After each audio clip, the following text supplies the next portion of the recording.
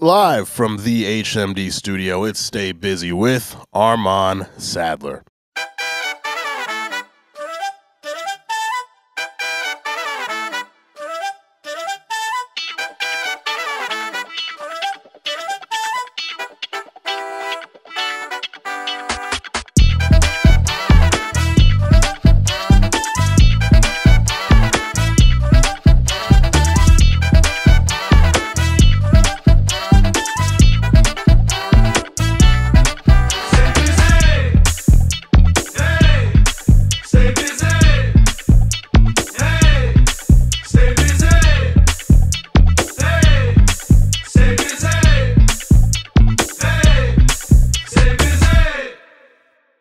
Ladies and gentlemen, welcome to another edition of Stay Busy with Armon Sadler, where we have responsible discussions on the music business and the music culture. I am your host, head honcho Armon Sadler, a.k.a. Vegan Chorizo Papi, a.k.a. founder of Bald Nigga Ballers, a.k.a. the real and the only Armon Sadler. Kind of cool that I can claim I'm the only Armon Sadler finally in the world.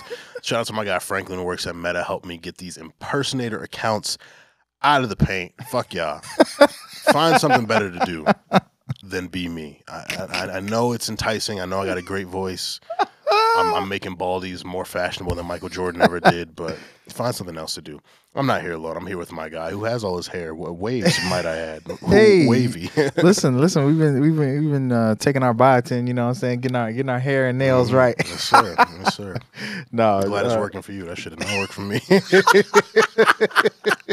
This is getting to that age, brother. It's okay. It's okay. It's all right. We can laugh about it. What's up, y'all? Nick Early, executive producing, co-host, and Stay Busy. Super glad to be here today. It's been nice. You know, we love our guests. We love our guests, but it's nice to kind of just be back and just chopping it up. You know? Dynamic duo vibes. But January was very good to us. We want to thank Nick Watkin, Rosecrans Vic, and Talia Elitzer from God Mode for joining the Busyverse and bringing their expertise. So make sure you listen to all those episodes. Tell a friend to tell a friend. And also tell a friend that Busy Sessions, we have now extracted the individual performances to be their own videos on YouTube. We have a playlist for you where they can be easily accessed. So the Eric Penn episodes, Sink and Sand. Shout out to Def Penn for the recognition on that. Once again, you can hear that, and you can hear potentially we might have something upcoming for y'all. Potentially. Real soon. My review of Gunna's Drip Season Forever is live on Hip Hop. That's right. You can check that out. If you want to argue, debate, in my mentions, my quotes, I might not respond to you, but feel free. I love the engagement. It'll just make more people see it and help our clicks on our website traffic. A Busy Black Businesses Month is coming up, so feel free to DM or email us any black businesses that you would like to highlight. We have a slew of amazing guests for you all that are doing their thing in their respective fields. So very excited for Black History Month and Busy Black Businesses Month. I want to shout out the listeners tapping back in for Season 3. Yeah. Whether you like Ordinary People or All of Me, alley-oops or deep threes, PB&J or grilled cheese, jambalaya or, shout out to my Jamaicans, rice and peas. Okay. So John, shout out to John. Ordinary People, All of Me. All of Me was a bigger hit, I believe, but from numbers wise. But like we talked about this before a long time ago. But Ordinary People, like it just hits differently. It just hits differently. So I'm gonna go with Ordinary People. This is an interesting comparison to get into our board meeting we're going to talk about. Right. It's like the song we got introduced to John Legend from, and then the newer, bigger hit. Yes. But I think a lot of people would probably put Ordinary People above All of Me just because it was a lot of people's like, this is how I met John Legend musically. So, right. Yeah. No, I agree. A little foreshadowing. It got that. Yeah, it's exactly. It's like alley-oops or deep threes. And oop, man, we got to throw it up top. With the anticipation when you see a 2-on-1 off the fast break and you know the dude gets throws the ball out, dribbling, and you can just see him throw it up. Yeah. So I love oops. Yeah, they are more entertaining. Yeah. You know, for me as I'm not as good at basketball as my co-host here. I don't know if y'all know, national champion here. But one thing that I was pretty good at, my corner three was lethal. I'm not gonna front. Like on a good day, I'm knocking them down. So I do appreciate a good deep three. It's like if you're the type of player that someone has to pick you up at half court and really lock in, like I can't give them no space. I love that. That's one of my favorite things about this new era of basketball is like these shooters are just, their range is crazy. So yeah, I think I'd go deep threes myself. Okay. PB&J or grilled cheese? Yo, so PB&J, I actually really didn't care for it as a kid, like at all. It was a I don't know, texture thing. I wasn't really a textures kid, but that one texture, it was just not. This wasn't giving. Yeah. But I guess as I outgrew it, as I got older, I was like, okay, it's alright. I mean, but nah, I ain't eating no PB&J, bro. We've graduated past that. So, but grilled cheese. Run that. Hits. Run that anytime. As a youth, no matter where we went, Houston's Cheesecake Factory, if we went out for sushi, I was ordering grilled cheese at the sushi bar? Bro, everywhere. 6-year-old Armon. I remember we were in California. We were going to some great restaurants in San Fran. Yeah. I was like, yo, grilled cheese me, please. Can I get grilled cheese? Mommy, ask them if they got grilled cheese, and they will make it for me. So wow. I appreciate the people who have bread and cheese in their kitchen and can actively make a young Armon grilled cheese when I wanted it. Right. Jambalaya or rice and peas? Now, jambalaya and rice and peas. So I feel like this one's. Do we do it for the rhyme? So always do it for the rhyme. Always. Do it for the vine. Do it for the rhyme. Right. But this one to me is a little bit hard to compare because jambalaya is like to me a meal by itself. It's its own thing. And then rice and peas, of course, shout out Amiyah them. Being a side, yeah, it accompanies oxtail. Right. It accompanies curry goat. It accompanies something.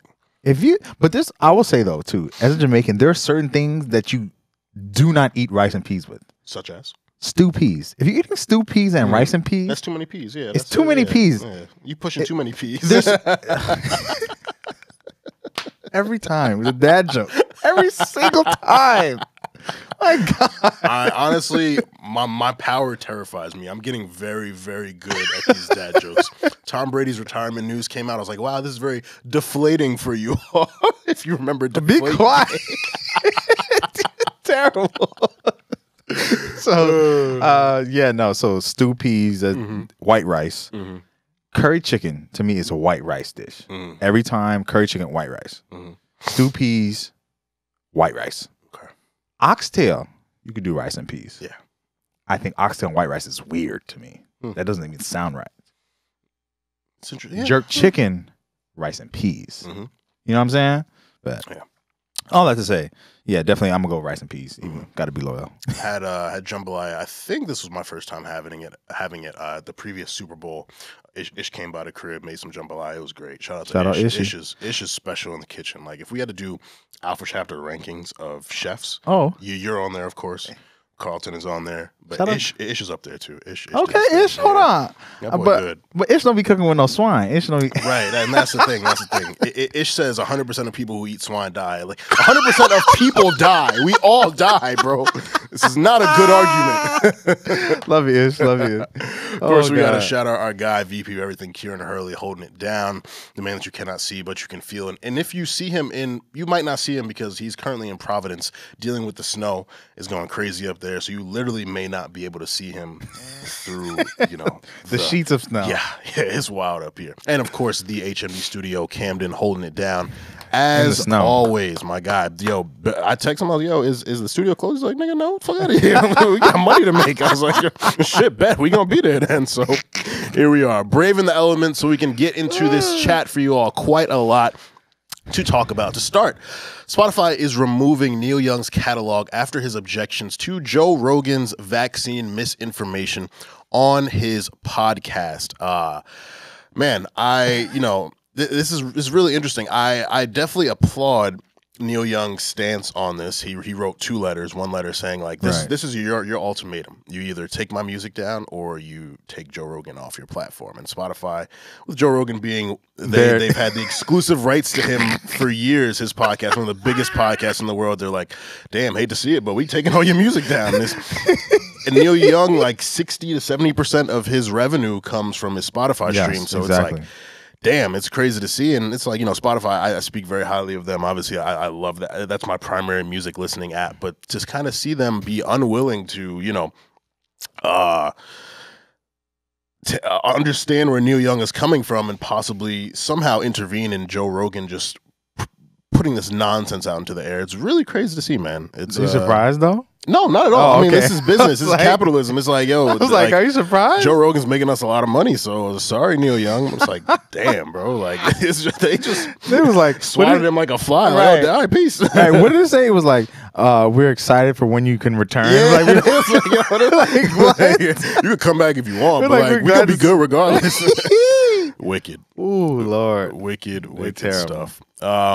It was an interview this week Kanye West did. I forget who he did it with, but you know, if you all remember the episode with Kojo where we talked about the Free Larry Hoover Benefit concert, I went on that 6-minute rant and we were just talking about Drake and Kanye and people making the concert a fake versus battle and all that. Kanye revealed that Drake wrote his set list for the concert. Are we surprised? Drake is one of the most giving, generous people out here.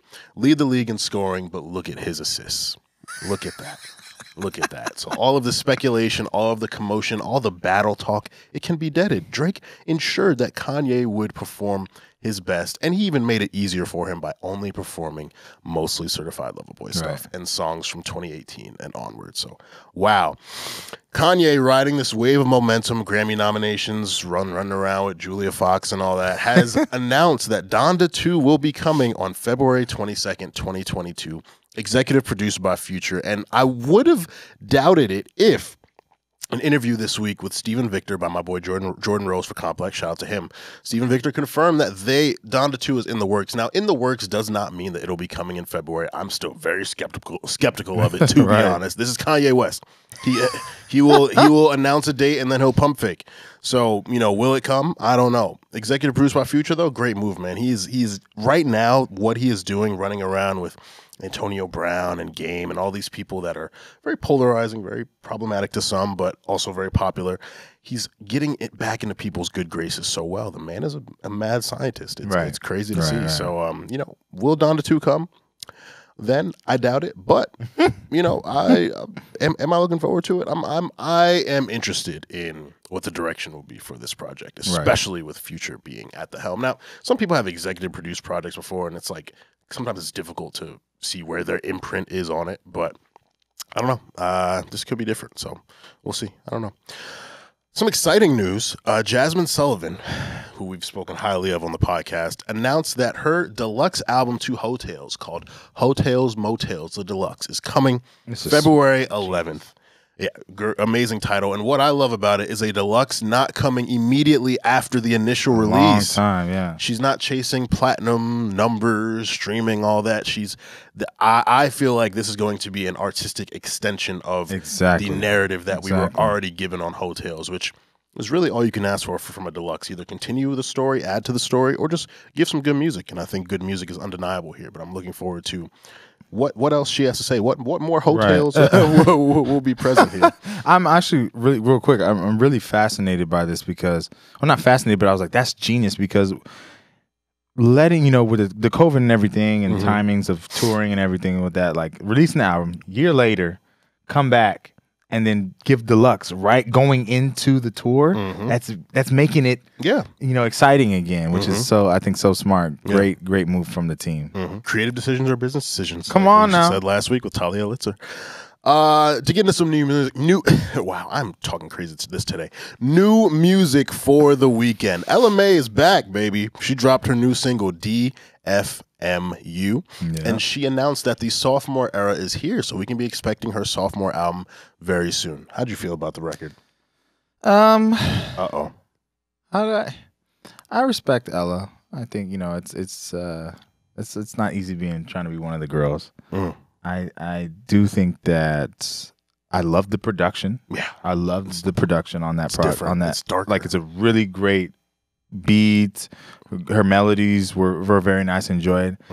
I'm just not captured by her voice. Yeah, I'm not captured by her delivery because it's too static for me. Yeah.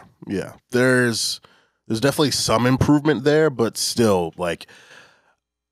Everything else really good. It's just her vocals. You listen, you hear her try to go on runs, you hear her try to do different things. You're like, the effort, I appreciate it, but the way it lands, 7 out of 10, 6 out of 10. Like it's kind of like when they grade gymnastics. When if you're sticking the landing, she don't be sticking the landings, which is unfortunate. But I do think it is a good song. This is probably She dropped a few records, like Not Another Love Song came out maybe like last year. I don't remember that. I do, actually, yes, I do remember that song. Yeah, and she had the song with Usher, but like this is probably the best of the few things she's the dropped. Usher joint's hard. Yeah, that's the Usher song though. Yeah, right, exactly. So it's exciting to hear from her. You know, taking such a long break as a new artist it's a gamble, but huge. Like we talked about in Make or Break, if you take a break, come back with something different. I liked the dark edge to the production. Her music sounds a little more mature. It sounded more like a little more grown. Yeah, because her debut album, which I did really solid like, album, it sounded like a bright-eyed new artist to an extent. Like a lot of it was like cute. I don't want to use that like as an insult, but it was just like cute, good music. I feel like it was brighter. Like it brighter, was just for sure, brighter. for sure. It was. I think that's what a debut is supposed to feel like. It's supposed to feel brighter, open. Here I am. I enjoyed that, but yeah, that whole situation, I think it was dope. 100%. So, shout out to you, Ella. Going into midnight of New Music Friday, I saw an email that said Benny the Butcher featuring J. Cole. I was about to go to sleep, and I opened my phone and I opened YouTube immediately to watch the music video for Johnny P's Caddy. I've spoken very highly of Benny on the podcast, and I think, you know, this record, for him to have held his own on a record with J. Cole and a record with Drake, Buffalo Freestyle, that's been floating around the internet. You know, it's a big salute to Benny. Great rapper, love his rap voice, I love the storytelling here. But J. Cole came in and spazzed. Like, wow. I need to hear. I haven't heard it yet. I'm gonna get to it, but yeah. He spazzed. He said like, I might go to hell if I ask Jesus for a feature. Like he was talking crazy. He was Cole be talking like when feature Cole is just. I love feature Cole, and you know I'm really glad he back in 2019 when he put out Family and Loyalty with Gangstar, he said this would be the last feature you all would hear from me, and I was like, do you mean before the off season? Do you mean like forever? And then now he's doing features again. Thank God, because feature Cole. He's up there in the pantheon of feature artists. The pantheon for sure. Lil Wayne, Jay-Z, right? Ghostface Killer. Yeah, J. Cole is up there. Like you see featuring J. Cole, you know you're about to hear something crazy. Right. He delivered here. So really, really great rap record. Real quick, Babyface Ray dropped his album Face. I really enjoyed it. The album opened with a sample of Timbaland and Coldplay Apologize. No, it's not Coldplay. One Republic. Wrong Republic. I'm sorry. Ryan Tedder. One Republic. Yes, I'm sorry. No disrespect to y'all, but hearing that, I was like, oh, I'm in. Like to flip that into a rap record. Like Babyface Ray has a very unique rap style. It's like if you're not used to that, or if you're not a fan of that, then you probably couldn't have listened to the whole project. But like for me, I think I kind of had a feeling you weren't gonna vibe with it like that. But for me, I was like, this is my first time. Like I've listened to him before, but listening to a full project of his, so I kind of went into it like I don't know what to expect, and I was like, oh, this is good. This is really good. Like there was a lot of songs I ended up saving. So I'm excited to do a deep dive through his discography as a result of this. Real quick on this, well, it may not be real quick. Kyle. Newly independent, dropped his latest album, It's Not So Bad, this past weekend. I got it early, and so I was like really tapped in. I like Kyle, and I thought the album was really good. Of his full albums that I've listened to, I think this could be his best work. But we were talking about this before we got on. Like there's just something Kyle has the. I don't want to say unfortunate, but it kind of is unfortunate. It is. Like it is. When your breakout hit is like too catchy, almost like memeable, almost like popcorn type music, that's all people are going to think about when they hear you. So Kyle's introduction to a lot of us was the I Spy song, which I didn't really think was that good. And it was like this. Well, for those who don't remember, I Spy with my little eye. Yeah. So it's kind of like. It's just like, he put out new music, cool, but do I really want to tap in? Because is it going to be more stuff like that? And it's not. Like there's some really dope stuff on here, some really good production. I do think he raps well, but he's just always going to be living in the shadow of what he got known for, and that's a meme type song, which is. It's so strange too, because his last project, I actually enjoyed it, but what I was saying too is when I was telling Armon, is like. I found this strange feeling every time I hear his names. Like you said, it's just like, I want to give him a chance. Like, oh yeah, no, he makes serious music. Like he makes serious music that is good.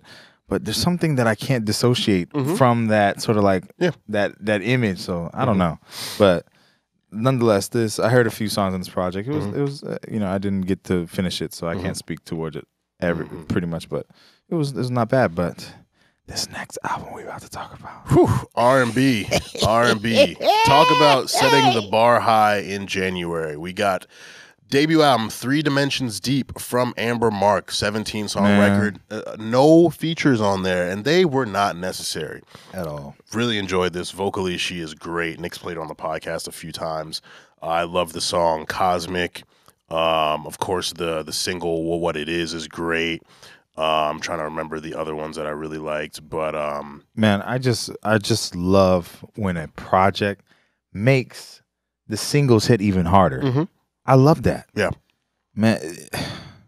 I'm gonna let you finish because I have a whole situation I want to talk about this project with. Most Men, Healing Hurts, FOMO, on and on. Like, there's a lot of different type of stuff here. I love when R&B artists don't just stick to one type of song. Like, there's variation. All the pockets. You're not gonna be like sitting in a vibe the entire time. There's upbeat stuff. Your spirit's gonna get lifted, and then you might get brought into your bag. But it's just different. It's a lot of different stuff, and I think she has a very, very bright future. This is up there with, and the women have been killing. Like, of course, the women have been killing it, but for me, having heard this is up there with some of the big notable releases that we've gotten, the last few years. I agree. Snow Allegra's joint, Ari Lennox's joint, Summer's stuff. Like, Amber Mark is about to leave her mark. No.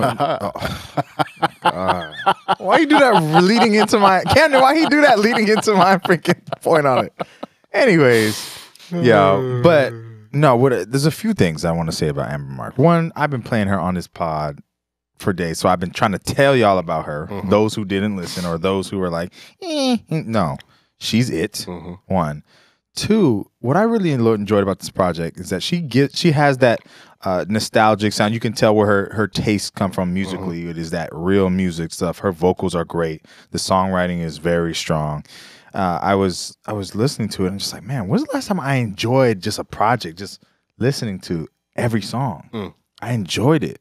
Like, it was I just kind of took it for what it was and let it just, let the wave wash over you. It was amazing, man. Loved how the singles were sequenced.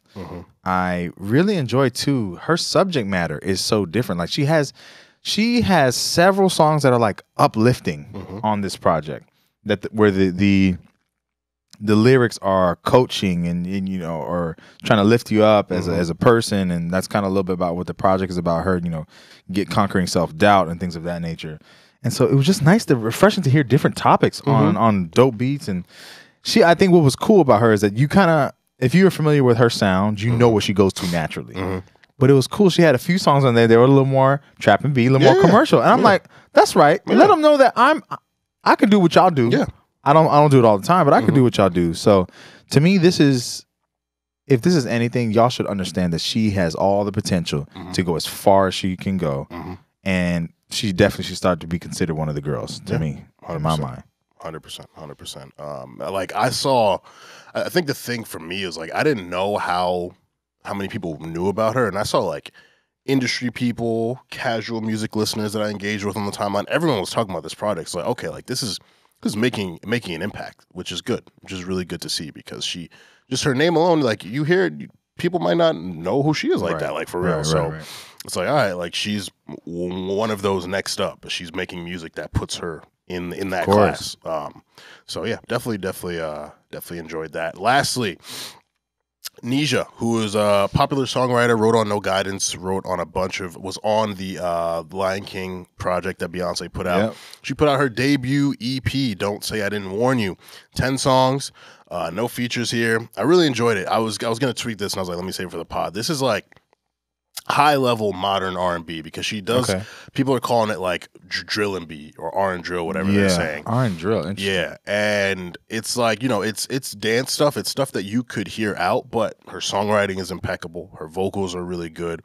So she's kind of bridging that gap. I think this is something that you know, the older people can appreciate, and also this will like do well commercially. So yeah, I really enjoyed it. I only really got to hear it like once, but ended up saving a lot of songs. And yeah, I think, you know, for her to break out from being just recognized as a songwriter to now putting out her own stuff, I love moments like that. Where like Muni Long, for example, who's been money. I realized money long. Get it? Money long. Perfect. I felt so goofy when I figured it out. I was like, it's money. Wow. Yeah, the spelling will throw people off. But you know, she's having an incredible moment. Wongo interviewed her for Up Rocks. Shout out to my guy Wongo. What up, Wongo? But it's dope seeing her have this huge moment now. And now Nija is having her own. Like these R&B, there's no shortage of good R&B music from the women these days, and a lot of people are breaking out of the shadows and doing their thing. So I love to see it. Really enjoy this. So yeah.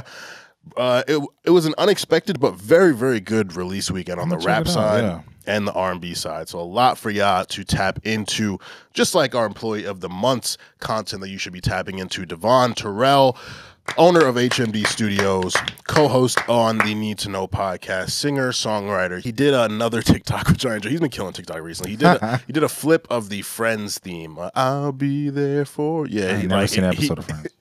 I've seen some. It wasn't like that great, but it was cool. But yeah, he did a flip on that, which is really good, really funny. Like I can't say it enough. Follow him, enjoy his TikToks, check out his music. Devvon is doing his thing. Let's jump into the slide deck. The best song wasn't the single, but you weren't either. All right, so we have some slides for you all. What did you bring for the people, good brother? I found this artist, and I'm creating a theory, and I didn't even realize it, but I'm going to be diving deeper into Amsterdam artists, the music that's coming out of Amsterdam, specifically.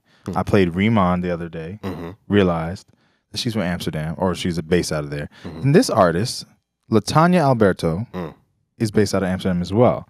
The song is Futurity. I don't know how to pronounce that word. Futurity? Future, but itty? Futurity. By Latanya Alberto. Produced by Raphael Devante and Emmanuel Amanu. Nicer. Okay, let's tap in. Why are you such a homebody? Though your sense of home invades my house, you are not my home, buddy. Making me feel sound. It's making me feel so wrong. Hey, I'll rest when I'm loved. I never wanna be stopped by it. So in my weakest moments, I let my body be kissed by it. Wants me to be my vanity. I put my all into you, so hide me in secrecy. Oh, forgive my mystery in my soul, in my bones, in my insecurity, in my head, in my house.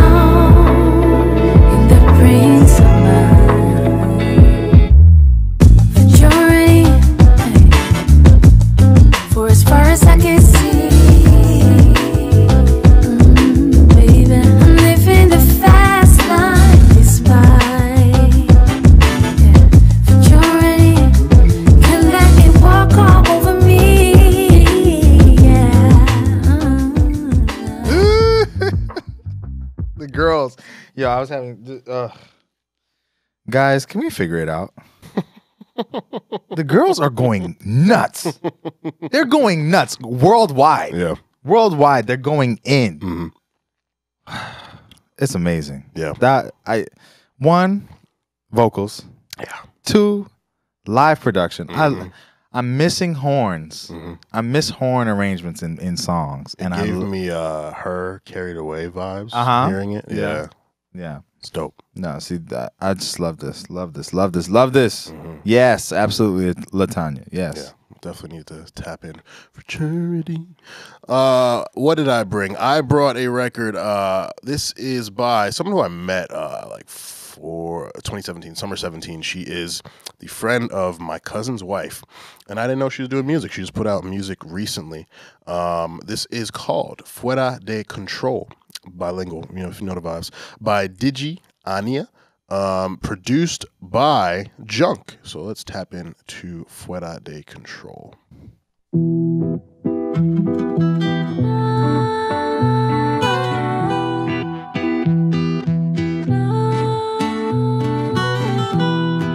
Me haces sentir tan viva, tan bonita, como tu mamacita, tan calmadita.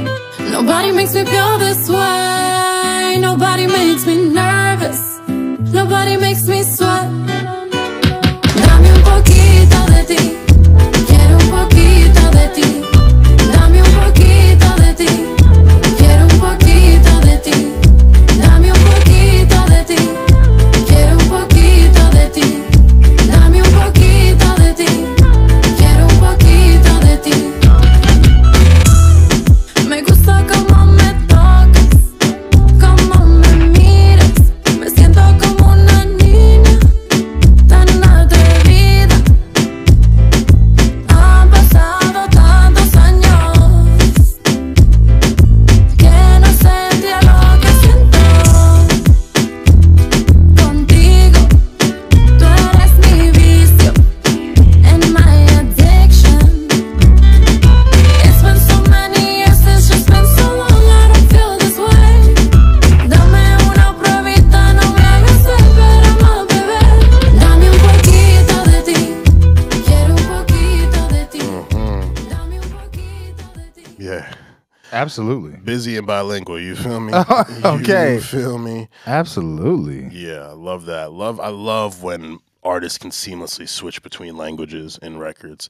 Upbeat production there. It's something that I could hit my bachata, my merengue to, you feel me? I'll be practicing. I'm nice with it. But yeah, she's dope. She only got 2 songs out, but I tapped into both. I was like, oh, I like this. I like her. Nice. Talented, super talented. So looking forward to hearing more from you, Digi. But yeah, you all can check out the slides on our Slide Deck playlist on all platforms. Hit the link tree in our IG or Twitter bio. Artist, listeners, if you would like a slide added to the deck, you want to let us know someone that we should be paying attention to in 2022, DM us on social media. Yes, please. Email us at staybusypod@gmail.com. Art thou prepared for the board meeting? Am I? No, of course. I was like, are you sure? we got to postpone the board meeting right now. So really interesting article that Nick sent to me this week, and I think this is a conversation that's needed to happen for quite some time, and we're having it here. It's what we do on Stay Busy. So, an article is written by Ted Gioia, who writes the music and pop culture newsletter The Honest Broker on Substack. He's also the author of 11 books, including most recently Music, A Subversive History. Article is titled, Is Old Music Killing New Music? This article is available on The Atlantic. So my first thoughts when literally just reading the title, I was like, yeah, it probably is. I think we as consumers have this natural desire or inclination to go back to old things. Look at all these movies that are reboots, shows that are reboots. Right. A lot of the popular songs are samples of older music. Like, everyone's thinks they're born in the wrong generation. They should have been born in the 90s. Like, we just have this. Is proclivity the right word? I'm trying to this proclivity to these brothers, the proclivities. we have this proclivity to revert back to old things. So it would not surprise me if older music is moving better than new music right now, whether it's sales but also its impact. I mean, we talk so much about these new albums and these new songs that come out, and whether the quality is lower or not. Like, one of the things that's said when an album drops or a song drops is it's forgettable. It could have millions of streams, right? But things just aren't impacting the culture the way that they did. Like, early 2000s, Usher drops "You Don't Have to Call." It's Heater. It's a missile, and to this day, it is still something that we think about. You hear it, and it just does something to you. Whereas now, the Billboard #1 song you might not have ever heard, and even if you heard it, whether you like it or not, it might be forced on you in a commercial or something. But it's like these things just don't have the shelf life. Let's see what the Billboard #1 song is right now. I don't even know. If I had to guess, it might be something from what is it? Is it and from that Encanto soundtrack? That joint. It's Easy on Me, Adele. Adele, huh? Okay. Second is We Don't Talk About Bruno. I've never heard it. And again, I don't want to say never heard it as if that minimizes the song's impact, because there's a world of music listeners beside us. I think that's something that, and this is not related to the board meeting, but I think that's something a lot of music listeners and fans and critics need to understand is like, just because you haven't heard it, just because you don't like it, it doesn't mean it's not important or not impactful. Like, there's a world of people besides you. You are not the dictator of what is popping in the world. So yeah. But anyways, to get back to this topic, I mean, Easy on Me it's very good. It's got syncs. It's Adele. But like Adele's gonna Adele. But I think, this is definitely a larger conversation to have, and the article addressed a lot of interesting things. I think in terms of timeliness, the Grammys, the article brought up, it says the recent reaction when the Grammys were postponed, people didn't give a fuck. Like, people did not care. This is the biggest award show in music. This is the music Super Bowl.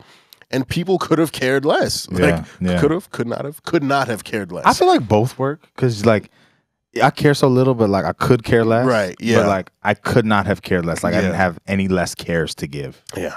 But whatever. Yeah. The specifically it says the cultural response was little more than a yawn. Yo, Ted was writing. Ted, you was writing in here, bro. Ted's pen. He left season. He did not waste any ink, but he said, he follows thousands of music professionals on social media, and he didn't encounter a single expression of annoyance or regret that the biggest annual event in new music had been put on hold. Especially in 2021, viewership for the ceremony collapsed 53% from the previous year. 53% from the previous year. That's half, yeah, more than half. 18.7 million to 8.8 million. It was the least watched Grammy broadcast of all time. And he drew a good parallel, saying, like, if the Super Bowl or the NBA Finals were postponed, people would raise hell. They'd probably threaten Adam Silver or Roger Goodell. Right. Like we saw, even during the pandemic when the basketball season had to be canceled and then restarted, people was mad as like, people want them to play through a national crisis. Like, Grammys, we don't care, bro. Just to tell us who won. We don't need the show. Exactly. So it is really crazy to think about. And I guess for you, this is interesting to think about too. Being an artist, a talented artist who's coming up in the space, knowing that you could put out a missile and it could be, numbers, all that, but people gonna be like, I want to go back to Lord knows. I want to go back to circles, which happens, right? Which has already happened for me, and I think it was interesting too. Ted was talking about the. New music being considered, or like, what was it? Older music being considered like 18 months old. And so that's when it gets, starts to become older music. And how, just the different threats that there are in the environment right now for new artists trying to get out. And he goes just and lays them out just consistently. One being radio, two being the technology situation, three being the way we're not even viewing TV and music. And then he made this crazy analogy at the end of the article, or towards the end of the article, talking about he speaks he says decades ago the composer Eric Satie warned of the arrival of, quote, furniture music. Oh yes. A kind of song that would blend seamlessly into the background of our lives.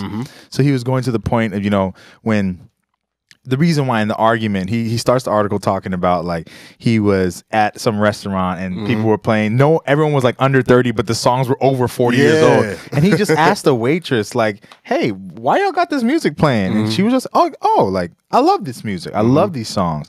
And so he speaks to a lot of very thorough article. Please read this if you have a chance. Yeah. He talks about, just the rise of vinyl sales. And so let's go through some of the trends that he spoke out about that I think are just very, very important and pertinent to what the situation is. So the leading area of investment in the music business is old songs. So investment firms are getting into bidding wars to buy publishing catalogs from aging rock and pop stars. So recently. Ryan Tedder sold his catalog for like 200 M's. John Legend just recently sold his catalog. I don't know how many M's he sold that for. Yeah. A stupid amount, probably. There's in the article has a list. So Bob Dylan, song or recording rights sold since 2019. Partial list. Bob Dylan, Whitney Houston, The Beach Boys, Dolly Parton, Neil Young, Shakira, Bad Company, David Coverdale. I don't know who that is, but probably a legend. Bruce Springsteen, we know that. David Crosby, Stevie Nicks, David Bowie, Barry Manilow, ZZ Top, shout out Guitar Hero, Lindsey Buckingham, America, Paul Simon, Tina Turner, Ray Charles, John Legend, James Brown catalog I sold. Yeah, I saw that too. Yep. Taylor Swift, we know, with not her choice, but Taylor Swift, Motley Crue, and Mick Fleetwood, and that's a partial list. A lot of names that we know, right? Yeah. And so one of the arguments that I guess we can go through a few more of them. So he says the song catalogs in most demand are by musicians who are in their 70s and 80s, like Bob Dylan, Paul Simon, and already dead, David Bowie, James Brown.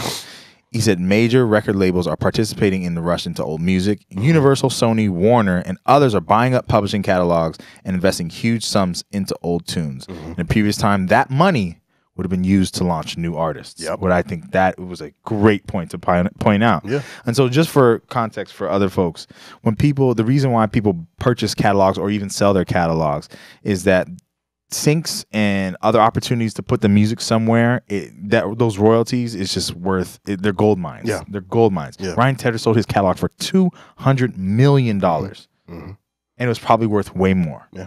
That's just to show you, when you have a lot of songs, getting a campaign with a company, anything like that, like putting that music in different places, it's just a huge cash cow for these companies. Yeah. So another one, the best physical selling format in the music industry right now is vinyl LP. Vinyls are going crazy. Yeah. Vinyl sales have risen significantly, and so he talks about like. He used to consult, he says, and when he used to consult for these Fortune 500 companies, the main thing that he saw is that no one wanted to. The difference between the successful companies and companies that weren't successful is that the successful companies were looking at new ways to do old business, if you will, like new methods of doing business. Yeah. And that's something that he's critiquing the music industry for not taking any ownership of trying to find new ways to develop the industry just instead of resting on their laurels. You want to talk about a few more of them? Man. Some things that stuck out to me, he said record labels, once a source of innovation in consumer products, don't spend any money on research and development to revitalize their business, although every other industry looks to innovation for growth and consumer excitement.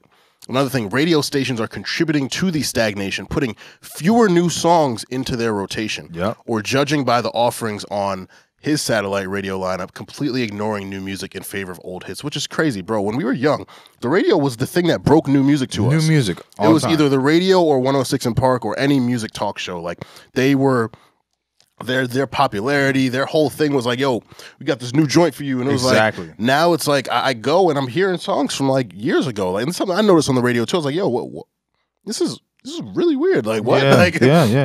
Usually you would get annoyed of new songs because they'd be playing them so often. And now it's like, I'll hear Roddy Ricch the Box, 3 years old now. I hear that all the time. Like, I'll hear stuff that it's very interesting. And I think, a big part of it is the rise of streaming and the rise of playlists. Playlists are now kind of the thing that's breaking new music. But then there's probably the more popular playlist on Spotify. I can't verify this, but it's probably, I love the 2000s throwback joint, all of it, all that. So it's crazy.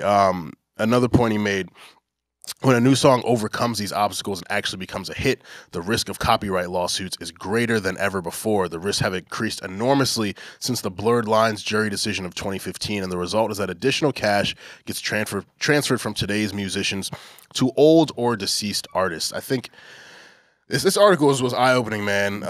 Huge. I kind of feel like, and I would love your opinion on this, not being that we talk a lot about craft, and we talk a lot about how a lot of artists benefit from triggering our nostalgia, so that their music today can often be very referential. And when people figure out what they're referencing, they want to hear the original more than the new copy.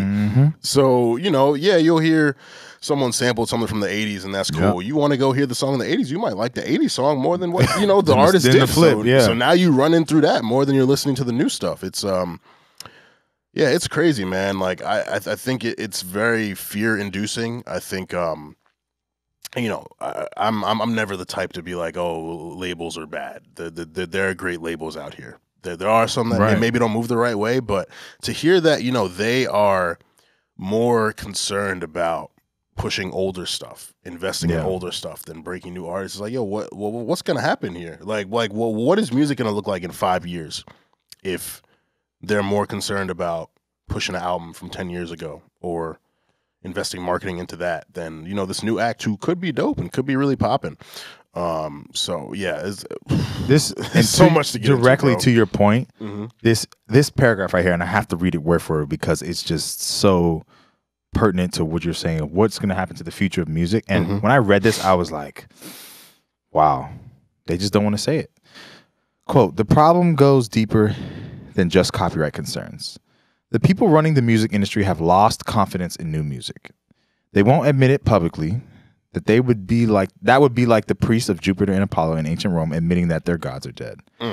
Even if they know it's true, their job titles won't allow such a humble and abject confession. Yet that is exactly what's happening. The moguls have lost their faith in the redemptive and life-changing power of new music. How sad is that? Question mark. Of course, the decision makers need to pretend that they still believe in the future of their business and want to discover the next revolutionary talent. But that's not what they really think. Their action speaks much louder than their empty words. In fact, nothing is less interesting to music executives than a completely radical new kind of music. Who can blame them for feeling this way? The radio stations will play only songs that fit the dominant formulas, which haven't changed much in decades. The algorithms curating so much of our new music are even worse. Music algorithms are designed to be feedback loops, ensuring that the promoted new songs are virtually identical to your favorite old songs. Anything that generally breaks the mold is excluded from consideration, almost as a rule. That's actually how the current system has been designed to work. End quote. I just have. It's like what?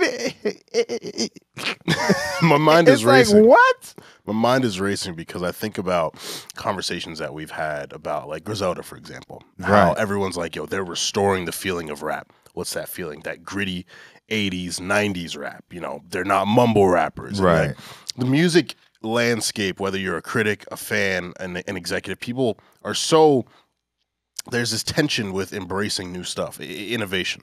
Not to bring up Drake, but think about when Drake started doing Afro beats. Everyone was like, why is he doing that? Culture vulture, blah, blah, blah. Every other popular artist started to do it themselves. Now it's the thing. You got to keep an Afro beats track in the tuck. Right. We're so opposed to innovation, and now that it's like there's tangible evidence that shows like there's more money in the older stuff. Yeah. It's very scary, bro. It's looking dark. It's looking very dark. It's grimy. It's grimy. He speaks also too in the article about how newer artists are penalized, of course, for being different, and he goes into discuss. He says the state of affairs is not inevitable. A lot of musicians around the world, especially in Los Angeles and London, are conducting a bold dialogue between jazz and other contemporary styles. Is an example. They are even bringing jazz back as dance music, but the other songs they release sound dangerously different from older jazz and are thus excluded from many radio stations for that same reason. The very boldness with which they embrace the future becomes the reason they get rejected by the gatekeepers. Yo, Ted, Ted, you need to write some music. I bet Ted would have some heat, bro. Yeah. The very boldness with which they embrace the future becomes the very reason they get rejected by gatekeepers. So he goes on to talk about, specifically this jazz rate, especially like more older forms of music where there needs to be the next iteration to push it forward. He talks about jazz and how jazz radio stations don't play some of the newer jazz. How country songs, it could not be country enough, i.e. Old Town Road, i.e. other things of that nature. And then he talks about classical music as well, and how there's like this new wave of classical composers creating great new classical music that the gatekeepers don't want you to hear, as he says. So it's not. He said it's not. The problem isn't in a lack of good music, good new music. It's an institutional failure to discover and nurture it. Yeah, I don't know how this can't make you feel a little sad about, Honestly. frankly, just a little sad about the future of the industry. But he ends the article in a very upbeat, if you will, or a very positive way. I think because he says, kind of out of these crises come new forms, and it becomes the situation where we least expect it, and goes to give the example of Elvis, and how Elvis came out of a situation where he was from the poorest state and the deep South, and nobody expect that rock and roll would sweep everything in his path. As he says, he talks about the British invasion, and he talks about hip hop as well. And so maybe there's something to look forward to, but I don't know, man. I think that he says at the end, musical revolutions come from the bottom up, not the top down. Yep. The CEOs are the last to know. That's what gives me solace. New music always arises in the least expected place, and when the power brokers aren't even paying attention. It will happen again. It certainly needs to. The decision makers are controlling our music institutions have lost the thread. We're lucky that the music is too powerful for them to kill. Moment of silence. So yeah, no, I think it's a challenge for everybody, and he even talks about for the people covering music who are trying to put new things in front. Journalists himself is right. He speaks to his responsibility as a writer, and talking to curators. He talks about new musicians and people just trying to move the culture forward, move the conversation forward, and it's just a challenging environment right now. Yeah. And I think it's going to take a lot more unified effort. Too, but at the same time, it's just like, okay, what would this encourage for artists to do? Like, what strategies would this employ right now? You know what I'm saying? I would just throw my papers up like, oh damn, I thought I was moving right. Like I got this TikTok hit and people don't care. They want to listen to some 2015 shit. Someone who might not be as talented as me. Like, bro, this is and we talk, like I said before, we talk so much about craft, but it's not just the craft, it's the business too, clearly. Like, you can have a great song and it could be marketed well and people still be like, no. I'm about to go stream this 2014 joint. Like, nah. Yeah, it's weird. This is, like I've said so many times, this was a very eye-opening, fear-inducing article. Not for me, but for the artists coming up. Like, I do not envy the position you guys are in, because you're competing for attention between these legacy acts from the current mainstream icons. Yeah, from you're competing for people's attention, and people are looking behind them. Yeah, they're not looking forward to see what you're doing. They're looking behind. Yeah. If it's between your new EP and Dirty Sprite 2, they gonna play Dirty Sprite 2. Maybe, yeah. Which it's crazy, man. I'm at a loss. I'm not at a loss for often, but I'm at a loss of words. No, I definitely think it poses this question for artists to really think of your why, of why you're doing it. Because your why and your how. Your how is very important. The why will, I think, sustain you when the how is not hidden. Yeah. Even if you have a strong how, right? You're executing, you're putting out music consistently, your content is strong, your visuals are strong, and things don't seem to be landing the way they're supposed to land. And I feel like even nowadays too, artists that I may be early to, right? I feel like the runway is so long with artists for them to break consciousness. For example, Amber Mark, right? I've been knowing about Amber since 2018. And what is this? 4 or 5 years later, where things, and she's consistently released. She's put in, work. And so I'm just like, man, is it taking that long right now for people who are signed to major labels or have distribution with major labels to get out there? And I think, I blame labels a lot. I blame labels a lot because I mean, they are the stewards of the culture for music. They're the banks. They have the resources to put out what they think is dope, right?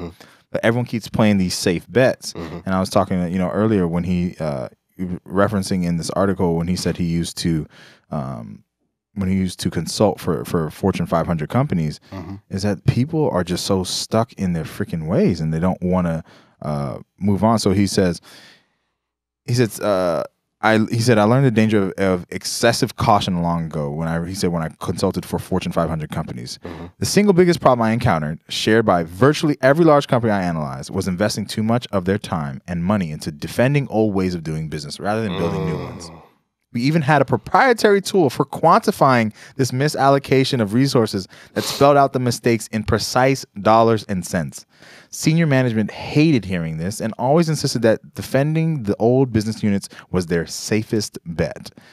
After I encountered this embedded mindset again and again and saw its consequences, I reached the painful conclusion that the safest path is usually the most dangerous. If you pursue a strategy, whether in business or your personal life, that avoids all risk, you might flourish in the short run, but you flounder over the long term. That's what's happening now in the music business. And when you think about the music now, why are we always coming on here talking about, we'll play a song and be like, it was cool. It was like, I don't hate it. I respect it. We're saying all these things. We have no thoughts on it. We have there's no emotional draw. It's because it's safe. Yeah. And They're putting out stuff that's safe. There's too much of it too. Like this whole thing makes me think about how easy it is now to access music, to access artists. It's easier to get on, but it's harder to break through and become a lot of noise. Person. Yeah. Because, like I said before, you're competing for people's attention. You're competing with so many other people, and a lot of this stuff is very similar. It's very parallel. And if you stand out too much, people get like, "Oh, nah, that's weird. That's Like you're too different. Nah, right. You should do what this person does, but do it better. Everyone's trying to do what everyone else is doing better than everyone else, rather than being different." It's crazy, man. This is crazy, bro. This is crazy. No, there's a lot to think about, a lot to consider from all angles. From people who are trying to make their way up into labels, right? From people who are trying to make their way as journalists, as curators, as DJs, even talking for DJs, and he talks about, the pandemic being to blame, and then, it says, well, is it the lack of talent that new music? But it's not that. There's talented people out here who have, putting effort towards the craft, who are, like you said, handling the why and the how, and it seems to be airtight. It's just there's a lot of noise right now. But I think what would encourage me if I was, as an artist, but it would encourage me if I was another artist thinking about this, I would think and say, there's a lot of artists right now that you may not know. Like we talk about, for example, JPEG Mafia, right? JPEG Mafia shows be sold out. Most people have probably never heard one song of his. JPEG Mafia is dope, right? And he's off the beaten path. He's alternative. But there are artists out there who are eating because they are dialed in to their fan base and what their listeners like. And so I think what is more important and imperative more than ever is understanding and trying to get the attention of what listeners would vibe with your music, right? Not casting a wide net so much all the time. Focus on your core. Cast a bunch, more frequently cast medium nets, I feel like, and try to get people and bring them in, then let your nets get bigger because you need to do more and more and more. And so I think there's, for artists who are trying to be different, or artists who know that they have something to offer that's not just the regular commercial stuff, I would encourage you to really focus on understanding your marketing, understanding the metrics and how to get out to your people who have supported you and are interested in what you're doing. So.